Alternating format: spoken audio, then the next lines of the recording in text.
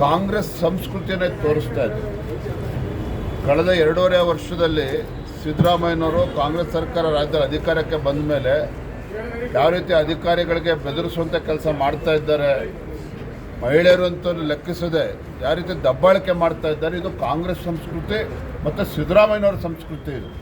ಅದನ್ನೇ ಅವ್ರ ಕಾರ್ಯಕರ್ತರು ಗುಂಡಾಗರ್ದಿಗಳು ಪುಡಾರಿಗಳು ಮಾಡ್ತಾ ಇರುವಂಥದ್ದು. ಸಿದ್ದರಾಮಯ್ಯನವ್ರಿಗೆ ಇವತ್ತು ಸವಾಲಾಗ್ತೇನೆ, ನಿಮಗೇನಾದರೂ ಸ್ವಲ್ಪನಾದರೂ ನೈತಿಕತೆ ಅನ್ನೋದು ನಿಮ್ಮಲ್ಲೇನಾದ್ರು ಉಳ್ಕೊಂಡಿದ್ರೆ, ಏನು ಮೊನ್ನೆ ಎಕ್ಸೈಸ್ ಒಬ್ಬ ಹಿರಿಯ ಅಧಿಕಾರಿ ಇವತ್ತು ರೆಡ್ ಹ್ಯಾಂಡಾಗಿ ಸಿಗಾಕೊಂಡಿದ್ದಾರೆ.